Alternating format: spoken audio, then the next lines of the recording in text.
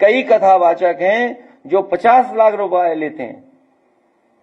कोई किसी की हैसियत है कि धीरेन्द्र शास्त्री को बुला ले अपने घर कथा के लिए?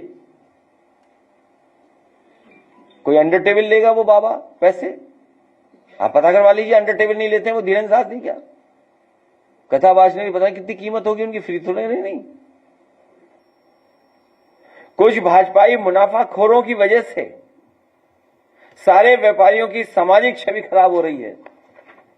वो तमाम भारतीय जनता पार्टी के भाजपाई कारोबारी जो मुनाफाखोरी कर रहे हैं, उनकी वजह से बड़े पैमाने पर बड़े व्यापारियों की छवि खराब हो रही है। भाजपा की विशेष चंदा पॉलिसी की वजह से सब जगह नजराना वसूला जा रहा है, जिससे महंगाई बढ़ती है। और अगर महंगाई बढ़ती है तो मांग घटेगी, और अगर मांग घटेगी तो हमारा व्यापार भी कम होगा। और व्यापारियों की इतनी आर्थिक स्थिति खराब है कि आज व्यापार चलाने के लिए उन पर पूंजी नहीं है, पैसा नहीं है। वो जहां व्यापार चलाने के लिए पैसा नहीं तो आखिरकार व्यापार बढ़ाएंगे कैसे?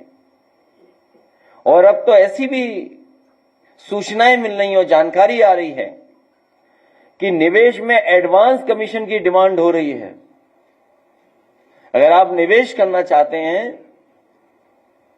तो आपसे एडवांस कमीशन की मांग हो रही है। और वहीं ऑनलाइन की चुनौती की वजह से हमारे बहुत सारे ट्रेडिशनल व्यापारी, उनका बड़े पैमाने पर नुकसान हो रहा है। और जिस तरह का टैक्स सिस्टम इन्होंने क्रिएट किया है, ये व्यापारियों के अंदर लगातार भय पैदा कर रहा है। कहने को तो ये कहते हैं कि हमारा टैक्स सिस्टम बहुत अच्छा होने जा रहा है, व्यापारियों की मदद कर रहा है, लेकिन सच्चाई ये है कि टैक्स सिस्टम व्यापार के लिए भय पैदा करता जा रहा है। जीएसटी के पुराने व झूठे नोटिस और पॉलिटिकल नोटिस, अगर कहीं व्यापारी समाजवादी पार्टी की विचारधारा उसकी अगर तारीफ भी कर दी उसने, तो जीएसटी के पुराने व झूठे नोटिस और सेटलमेंट के नाम पर पूरा वसूली का तंत्र काम कर रहा है। ये नई पॉलिसी है भारतीय जनता पार्टी की। जहां विशेष चंदा पॉलिसी थी, वहीं उन्हीं की अंदर ही अंदर सेटलमेंट की पॉलिसी चल रही है।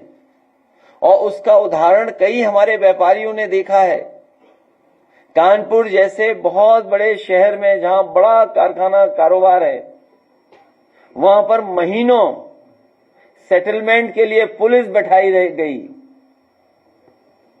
कई स्थानों पर, प्रतिष्ठानों पर महीनों उत्तर प्रदेश की पुलिस बैठाई गई अपने सेटलमेंट के लिए। और जिन्होंने अगर सरकार की नीतियों के खिलाफ, सरकार की मंशा के खिलाफ, जो व्यापारियों को नुकसान पहुंचा रही हैं, अगर उन्होंने आवाज उठाई तो उन पर ईडी, जीएसटी के भी छापे लगे और छापे मारे गए। बाद में चंदा पॉलिसी के तहत, सेटलमेंट के तहत उसका भी रास्ता साफ कर दिया। और जीएसटी की छापेमारी का बहुत दबाव है। हमारे व्यापारी कारोबार कब करें जब जीएसटी का ही दबाव उनके ऊपर बहुत सारा है।